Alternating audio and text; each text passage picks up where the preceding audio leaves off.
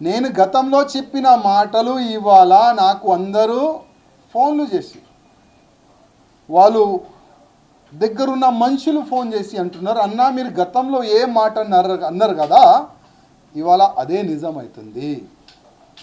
ఇవాళ మొత్తం బీజేపీని డమ్మీ చేయడానికి, పార్టీని సర్వనాశం చేయడానికి చాలా భయంకరమైన కుట్రలు చేస్తున్నారు అని కార్యకర్తలు బాధపడి నాకు ఫోన్ చేస్తున్నారు.